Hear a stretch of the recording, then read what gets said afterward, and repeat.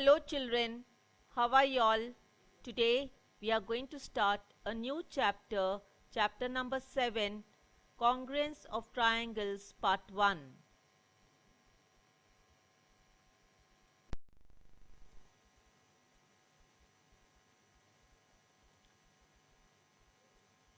Children, can you all see the pictures? What does this show? Yes, all these pictures show things which look alike. You can see the peas in the pot, that all the peas they look alike. Then you can see these twins, they look alike. You can see the biscuits in this picture, all the biscuits they look alike. And you can see these biscuit packets in the person's hand, all these biscuit packets they look alike. Understood children?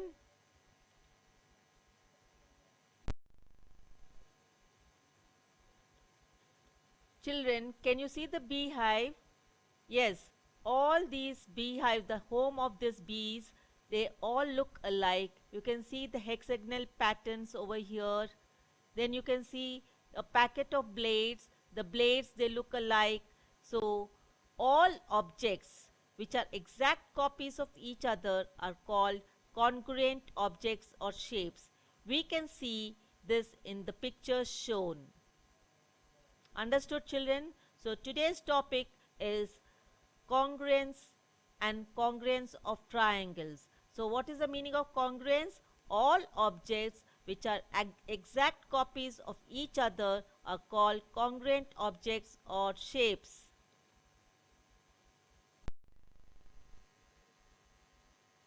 Children, now we are going to study the definition of congruence. Two objects are congruent if they have the same dimensions and shape. It is denoted by this symbol here. So two objects are congruent if they have the same dimensions and shape. It is denoted by this symbol. Now congruence of plane figures. You can see two figures which are similar or similar in shape and size. Now children, can you see how they coincide with each other?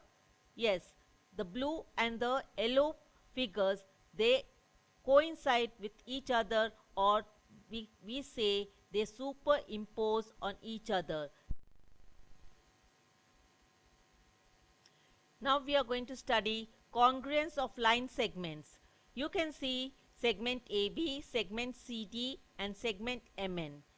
And we can easily find AB, that is segment AB and segment CD superimpose on each other. So we say AB is congruent to segment CD. But we see that segment MN doesn't superimpose on segment AB. That means two line segments are congruent if their lengths are equal. So we write segment AB is congruent to segment CD.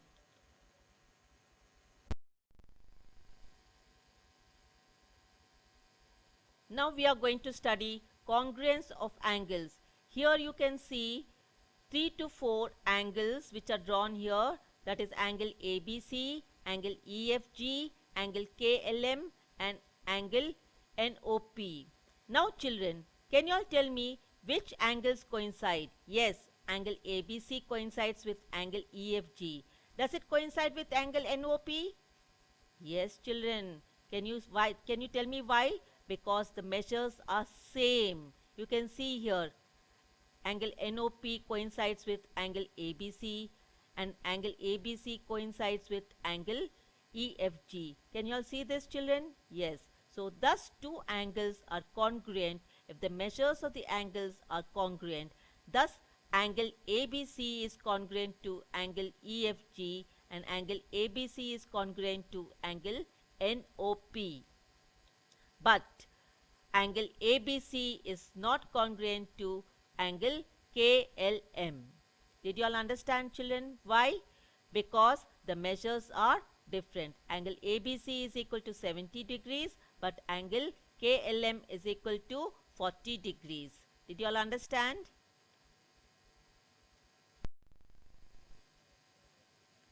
Children, now we are going to study congruence of triangles. Here we can see two triangles triangle ABC and triangle DEF.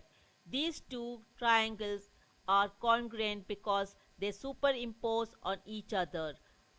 Understood, children? So here two triangles are congruent if they are copies of each other, and when superimposed they cover each other.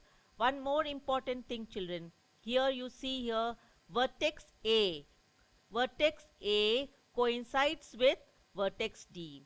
Vertex B coincides with vertex E, and vertex C coincides with vertex F.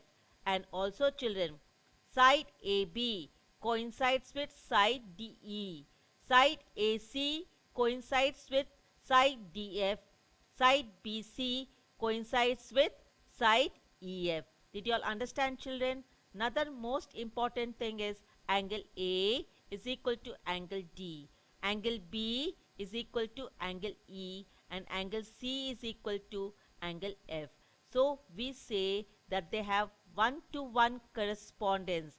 There is a one-to-one correspondence between the vertices, between the angles, and between the sides.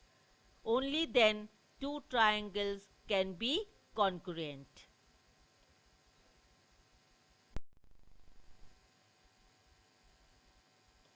Children, in the previous slide, the two triangles are congruent only if there is a one-to-one correspondence between the corresponding vertices, sides and angles. Again we can see, children, here two triangles, they coincide or they superimpose on each other. But if the triangle is rotated a little bit, it doesn't superimpose.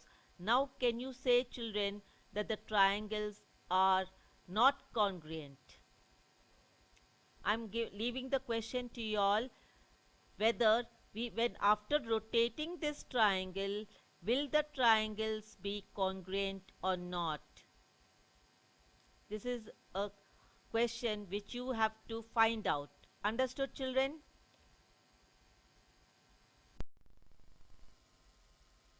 Children, if each of the parts of one triangle corresponds to each of the parts of the other triangle, then we say that there is a one-to-one correspondence between the two triangles. Thus, vertex A corresponds to vertex D, vertex B corresponds to vertex E, vertex C corresponds to vertex F, and the side AB corresponds to side DE, side BC corresponds to side EF, and side AC corresponds to side DF. Also, angle A corresponds to angle D, angle B corresponds to angle E, angle C corresponds to angle F. Then we say triangle ABC corresponds to triangle DEF, or triangle ABC is congruent to triangle DEF. Did you all understand, children? And also the symbol for correspondence is given by this symbol, that is, it is a short form of a straight line. Is it clear?